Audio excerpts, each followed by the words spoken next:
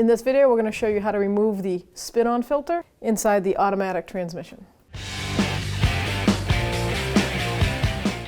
We're going to drain the transmission fluid from the transmission pan. This happens to have a drain plug in it. It is a 19mm socket. We'll loosen it up. Make sure you have a catch pan underneath.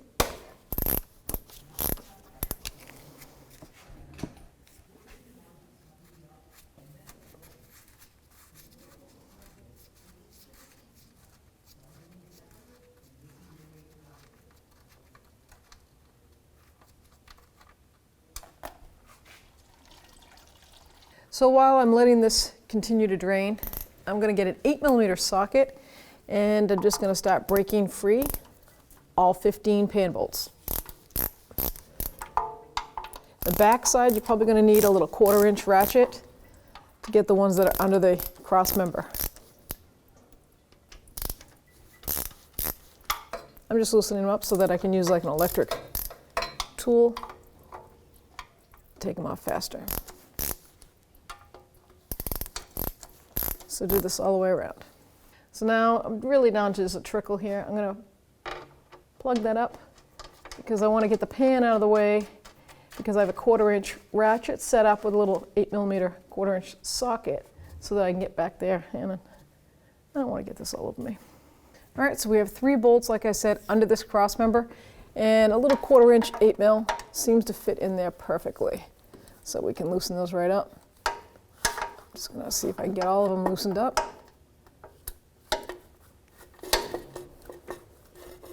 And then the last one is over here in this corner. So the back one over here, there's a nice little cutout in the cross member.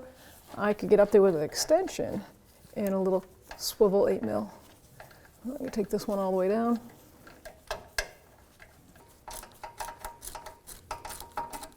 I still have one bolt holding the front of the pan together, so that way it doesn't drop down.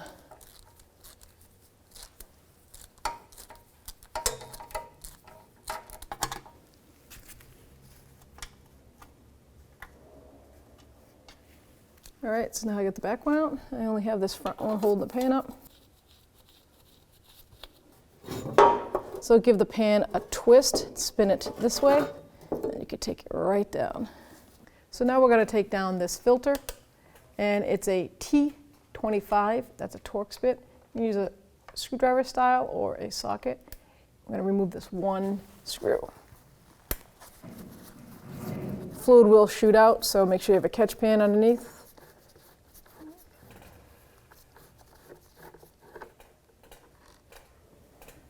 Now you're going to just grab that filter from both sides like this and pull down. Make sure the catch pan is located right where that funnel is coming out. Wiggle it back and forth. So with a actual, like an oil filter wrench, you're going to put it mounted on there and spin it down. Make sure you have a catch pan down below.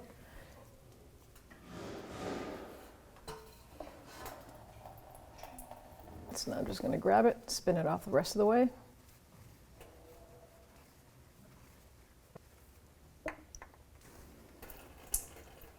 So when you take the old filter down, grab the new one and compare it. Make sure you have the same thread count and the center plastic piece.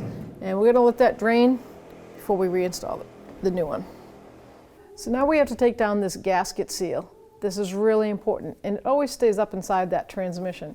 So in order to get that down, we're going to put a hook up in and try to pull it down without scouring the side of the aluminum on that transmission. I'll try this hook first. It has a little more leverage to it. There we go.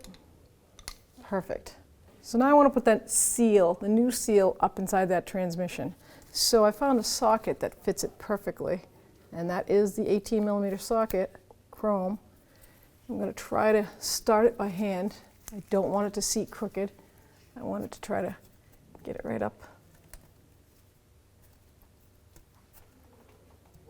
There we go, just like that. If you can just push it up, or just give it a tap with a hammer, because we want it to seat right into that housing.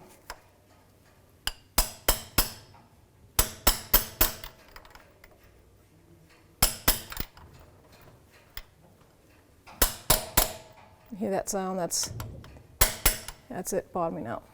Now we're ready to put our filter back up, and that is a T25 Torx bit with a bolt on the back. So I'm just going to put this tube right in that seal, push it up all the way up, just like that. See the mounting hole in the back here, T25. I'm just going to start it. Just like that.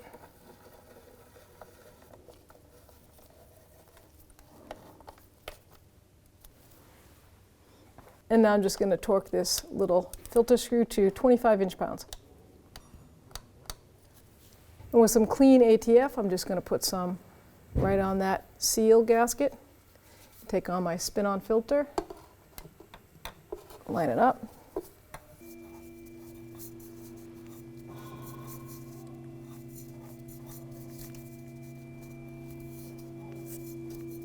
Now with a clean rag, something you get a good grip on, I'm going to just snug it just like an oil filter.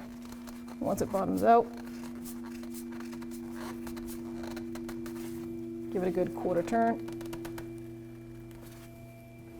Now with a wire brush, I'm going to clean the oil pan, the trainee pan, because someone put RTV on it, and that is a no-no. Never do that.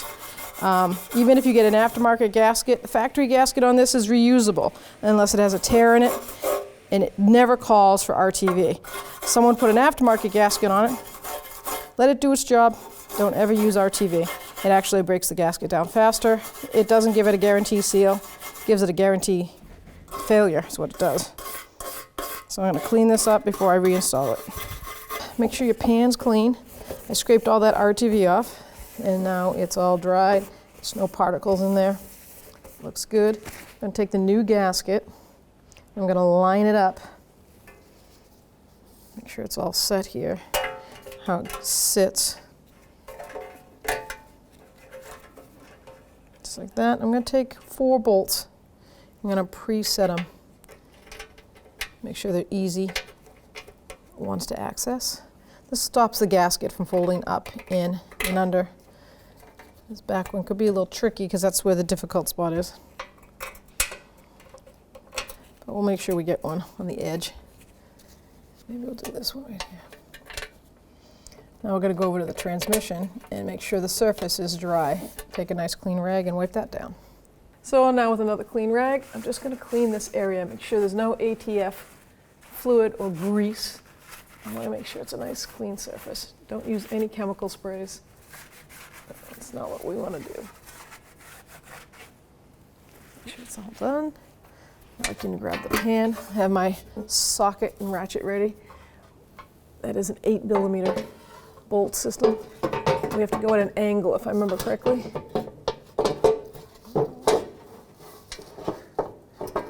How do we put this in there? There it is, right there. Okay.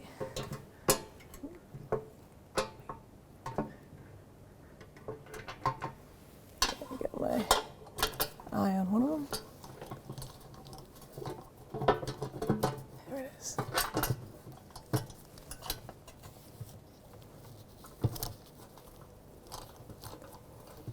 The gasket lines up on the rest of the holes. And you can see how it starts to manipulate that gasket on the other holes. But we just want to stop it from falling. And one more over here. Just keep an eye on it the whole time. Make sure you see that gasket lined up. And there's 15 total. And we will torque it to the factory specs when we're ready. And now we're going to torque the pan in a crisscross pattern all the way around to 105 inch-pounds. That's 8mm socket.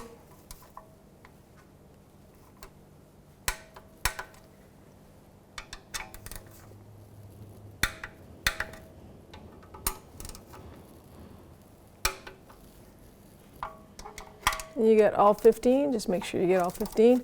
And the good news is the torque wrench with a short socket should fit in the back there.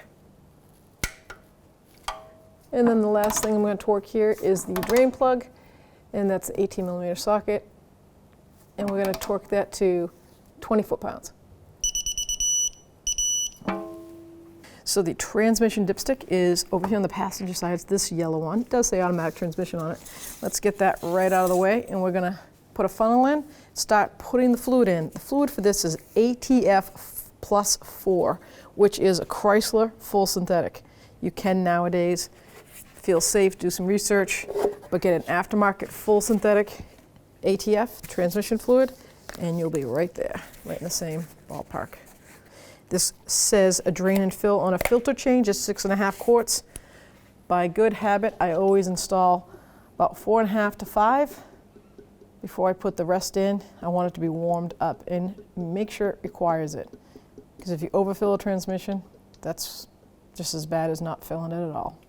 So now I have 5 quarts in there. I'll make sure that funnel's drained. I'm gonna put the dipstick back in, start this up. I'm gonna run it. I'm gonna run it for a good 20 minutes to a half hour. And while it's running, I'm gonna connect the actual scanner and reprogram that, reset the procedure on that valve body.